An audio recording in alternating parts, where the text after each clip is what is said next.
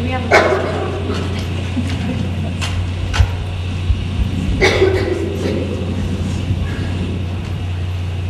Leslie Lewis is the author of Landscapes 1 and 2, a collection of poetry published last year by Alice James Books, and Small Boat, which won the 2002 Iowa Poetry Prize.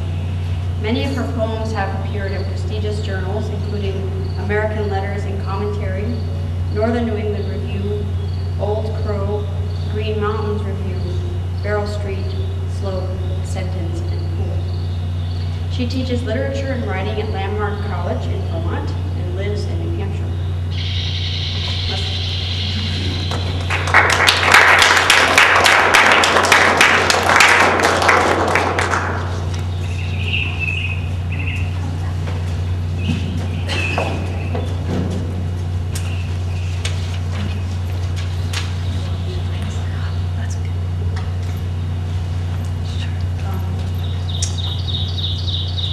First, I want to thank the gallery and Emily Dickinson Museum for having me read.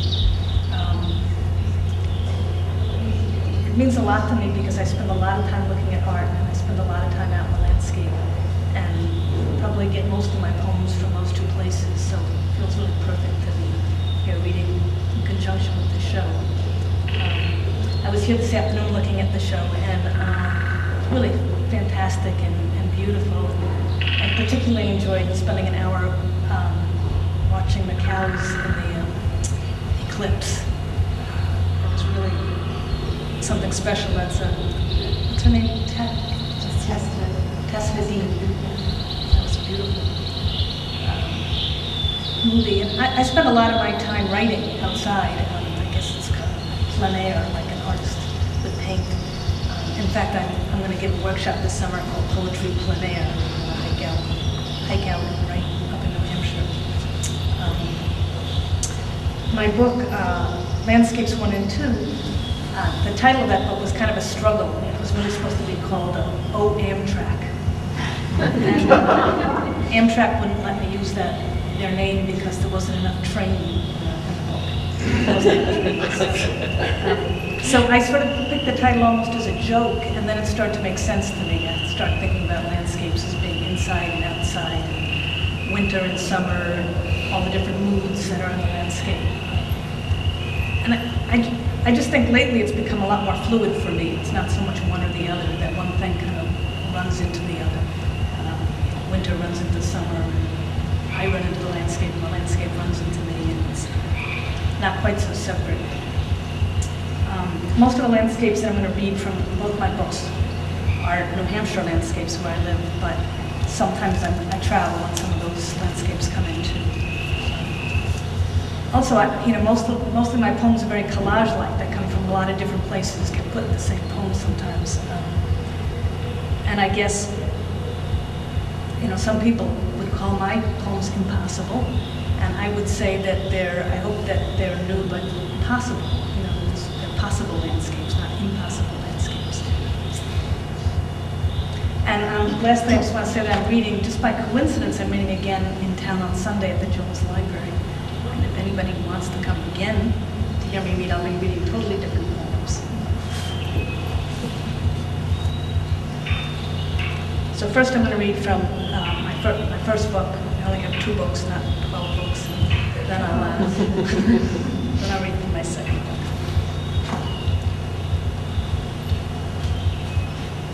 Light in the field. Sun, like gun cracks, descends. We attempt to mount the various shades of asters, vetch, truck tracks, and overgrowth. The effort runs itself to the ocean, and foams and froths, and caps itself in immensity, and does not, no, never rests. Hearkening to the call, we want to leave our lives and go on without them. It's an illness, and we're not to blame for these times.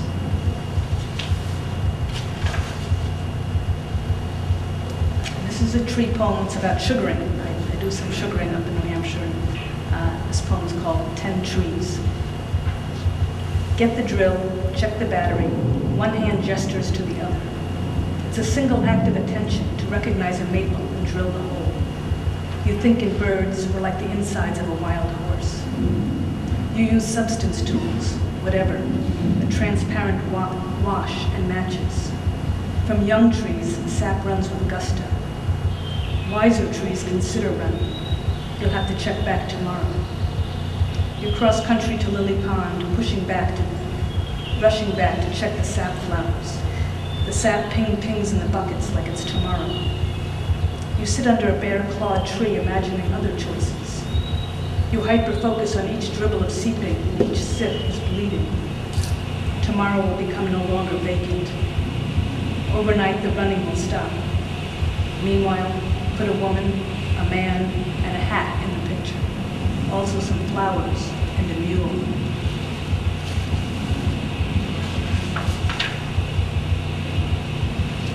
When we grow up, we want to be dreamers. We started out in the city and drew the buildings square-like. We became oppressed by all the rectangles. Next we know, we're out of town. Tonight's the blue moon simpering into its radical own face. We are 4 humans in the woods watching a porcupine. We live in a more fortunate day. Between us and the laurel bush, a fire and lots of smoke, and snow behind the bush. We don't have to notice. The ache pours out our backs. It's syrup when it's half the sweetness of molasses, when it ribbons, when it aprons from the dipper. With no calm base to leap from, we leap, leaving the biggest trees around the house, making the window panes be small, and giving up handsomely.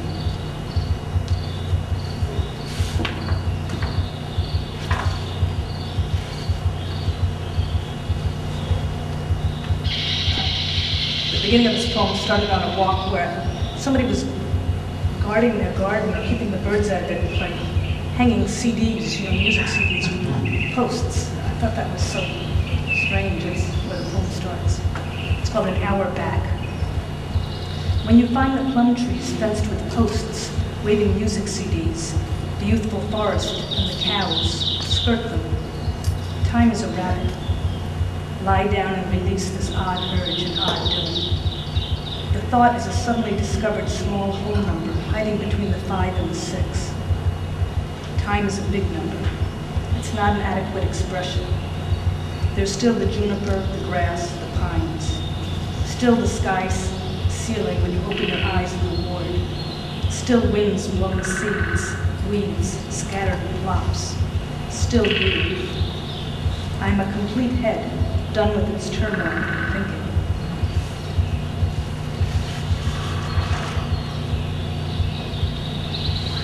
The menders and the breakers. The rain does not cool and is sticky. The rain does not cool and is a sticky one to the present and the place. Is it a weakness, yours for narcotics? The trees levitate and become mountains. You stand in the water inside a melancholy boulder. Now you're a flying sandwich.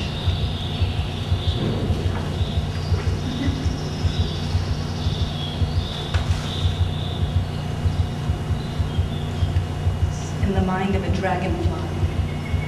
I am what goes on in the mind of a dragonfly, that small and urgent. I take my bike to the Orchard Hill. I go to sleep there. I wake up. I am the wind, that big and invisible. I roll over. I am too hot. I walk. I am a path in the woods. I walk downhill to a farm with a pond. I see no cows. I walk uphill to my jacket and helmet baking in the sun. I am my jacket and helmet baking in the sun. I eat my nectarine. I am where my nectarine comes from, far away. I am all the things I take the time for, and what I am is not that important to hold on to anymore. I take off my shirt. I am my body in the sun. I think about swimming. I am the thought of swimming.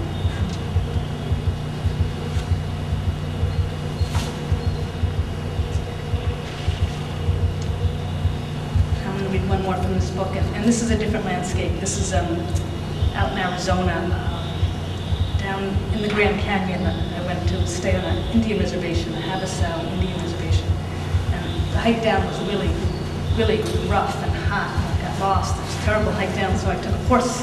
I got a guide and took a horseback up, and this one's called I'm Riding a Horse. We reached the hilltop in 2 hours. and from now on come the words that come after. The words are Flagstaff and sadness, sleepless on Mescal, drinking water, the Monte Vista rooftop at night. The words that come before are desert hike, no water, lost, hot, horse bones, dog with an eye hanging out early morning on the bench, the begging puppies, waterfalls and water running. The Havasupai come out of their houses in the morning, prop open their windows and sit in their doorways. I'm getting closer to it. I am on the day of it. I have on the right clothes for riding. The guide's name is Tam. He lets the pack horses run loose on ahead. I'm very close to it now. Another Havasupai joins us, lets his pack run on ahead without him. They hang behind. They pass the pipe. They ask me, do I want to hit? And this is it now, what I wanted to say. I'm riding a horse with two Havasupai between Red Canyon walls, and the sky between the walls is very blue.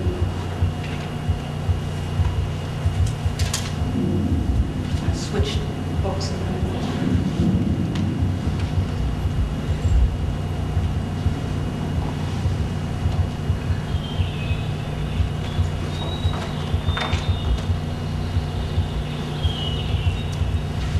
This poem is called Five Little Landscapes, and they're short, and they each have a little subtitle.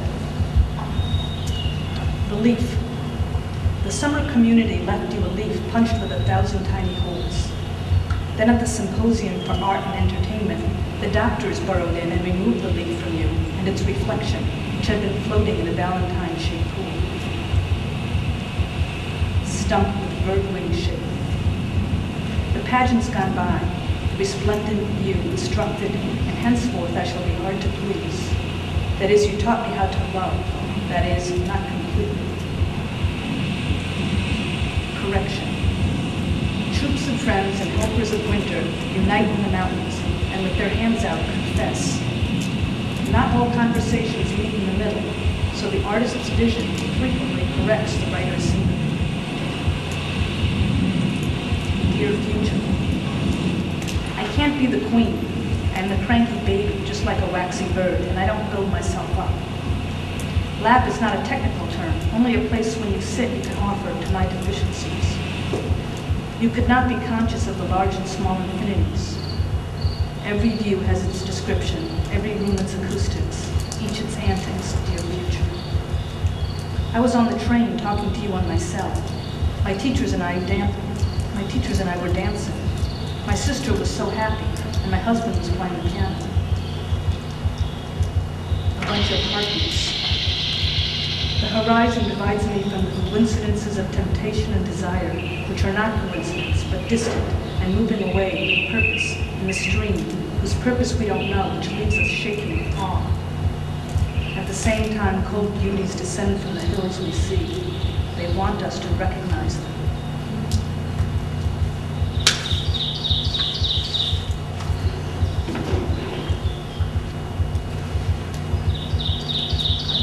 Flight of the Zeppelin. And the Zeppelin, I didn't know this, but it's like a blimp. No, it's not thrown around so much anymore. But Flight of the Zeppelin. Where did my boots go? Do I only imagine I had boots? Where is Balzac going with Swedenborg? I'll study harder. I'll build a larger brain cottage of brain planks by the woodland pool with those circles that ripple my reflected world. Surprising myself from the bank, I'll dive into it. It's a long trip, and deep, the water is sky.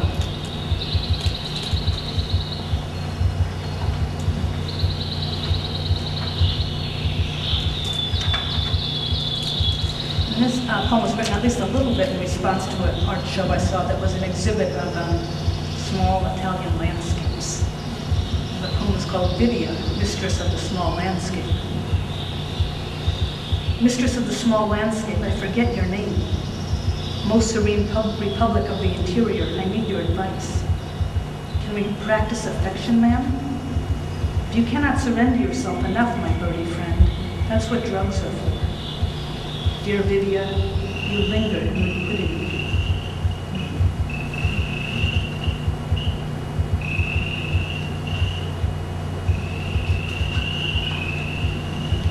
Theory of sustenance.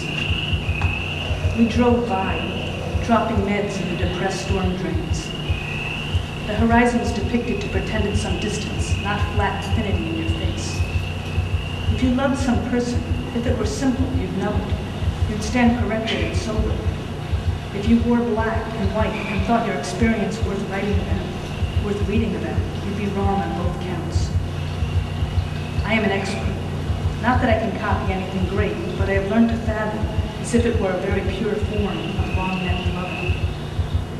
Wouldn't it be wise to be sharp and weigh our lives in this moment before extreme life bursts loose on the wetlands?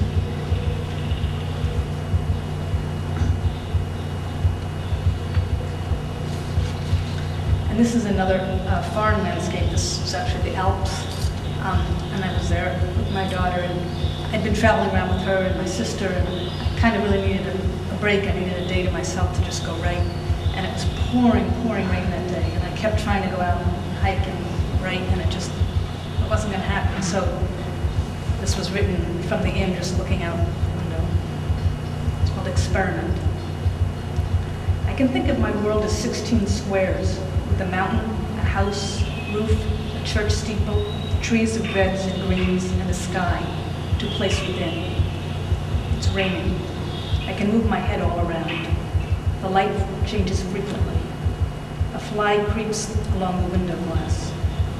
I can think of my head as 16 squares. I can move the world all around. A fly creeps along the window glass.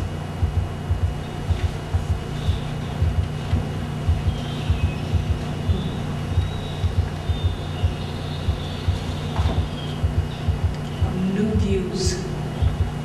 Romantic adventures, free of habit yet with reasons, approach on the air.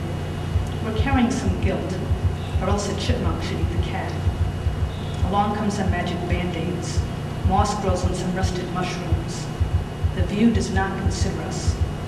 How quickly new views become us.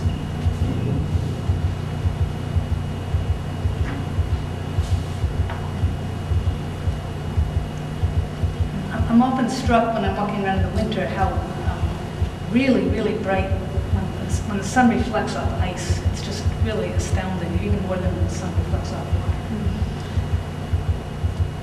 This poem is called The Floating Dots, a Waving Sigh. You called twice sad today. Ah, it is as it is. Sun on ice, on beaver pond, under power lines, skims unwavering towards who wants to lie on it, who kneels to it. The way it teases you goodbye, you know it can kill you. You look beautiful too, when beauty snowshoes away.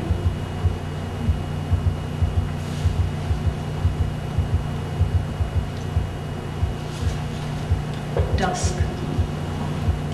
She comes in minute increments in the temple forest. Her story's a mess, her plight misted. Her forced apple blossom thorn is split with crying trumpets. She finds nothing but a cabin, sheltering Dostoevsky and me. Leaning into her is at least specific. That's all it takes for her to speak through me, to me.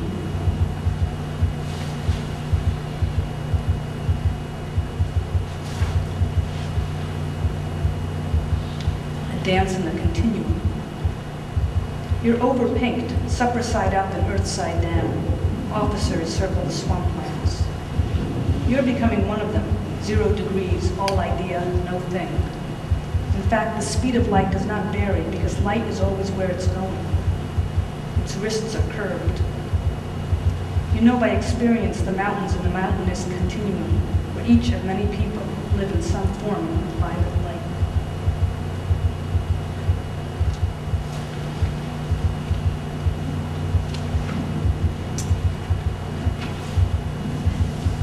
I'm going to read 2 parts of a longish poem and then one new poem to end.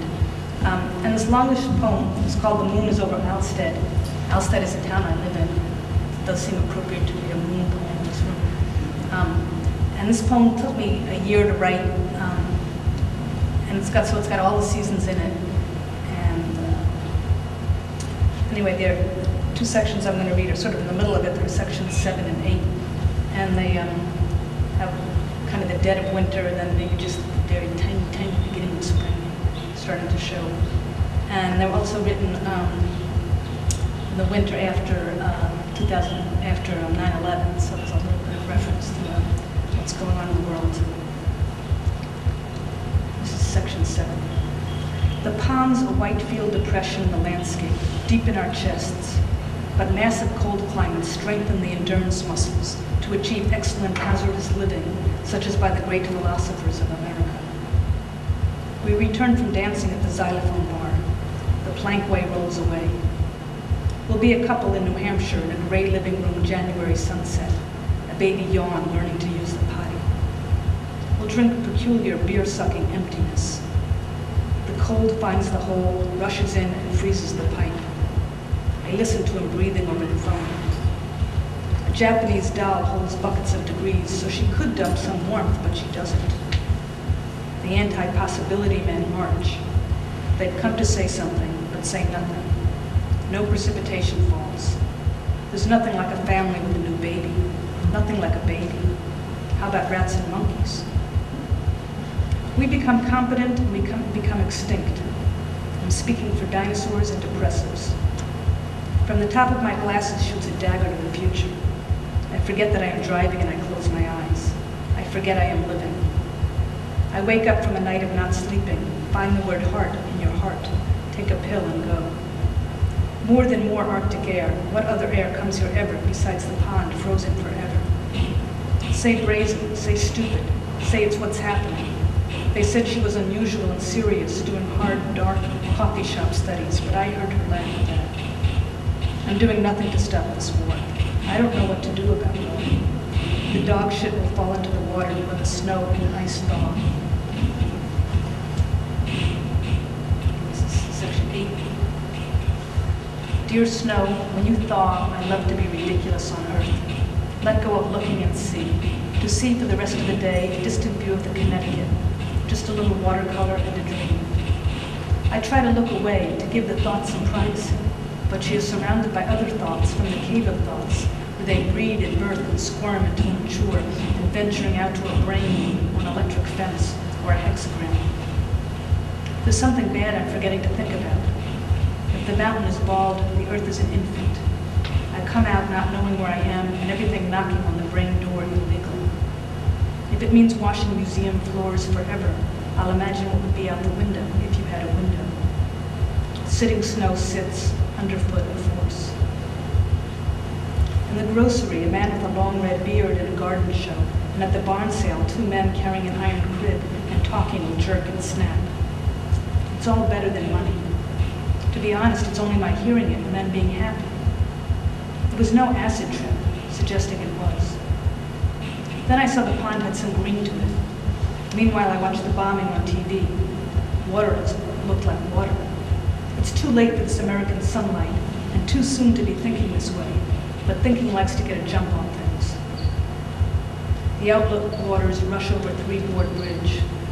This is the journey you do staying still. The hard part knowing if you're moving at all.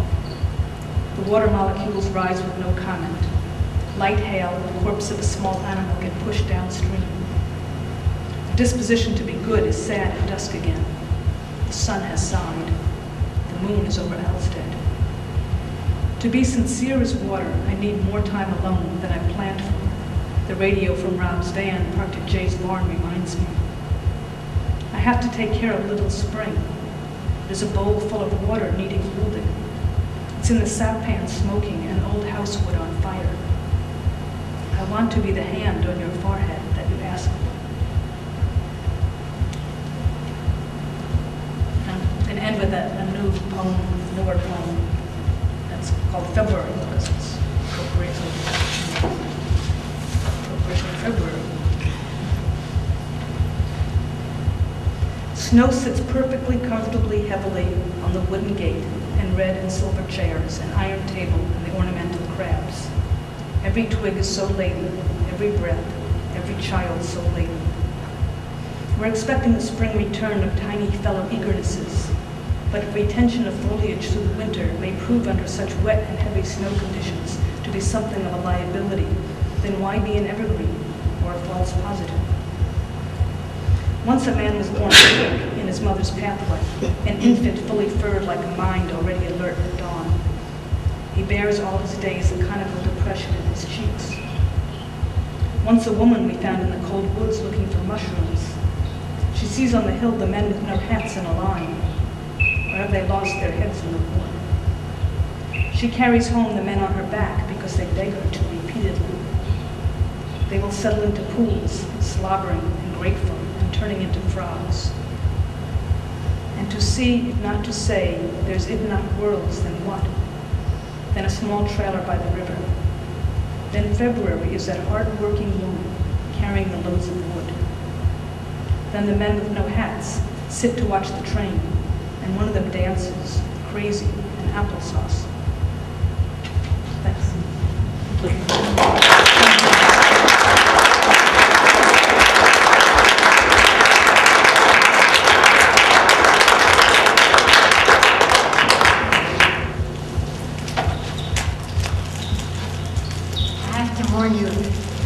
Many years of teaching has made it much easier for you to ask questions and answer them. So let's ask some questions. Yeah, what is this question? I will answer.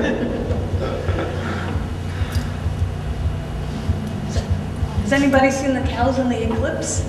Yeah. It's really something.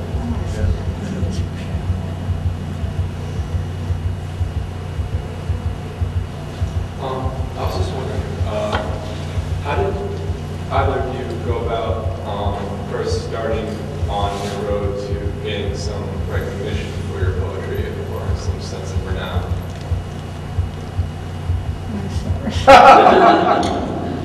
Well, I waited till I was about 50 till I got any recognition or renown. So it was a long road. I just kept writing and writing and writing just because I wanted to write. Sending things out, sending things out, sending things out. You won't get better advice than this. That really is it. You have to write a lot and you have to send things out a lot, I think. Yeah, there's a lot of rejections, and that's part of the whole process. But I always think it helps if you're more interested in what you are working on than what happens to it. And that's hard to do sometimes. A lot of things come back. But if you can maintain that balance, it does help. I used to think when I was sending things out that I needed 100 rejections before I would get acceptance. That's what I told myself, so that I got excited when I started getting 37, 38. So it was like I was getting closer. Just imagine there would be a grocery store sale. You could redeem these rejections. Or something, pens, paper, something. Right. No one seems to have ever thought of doing anything with a number. Just keep at it is the best advice.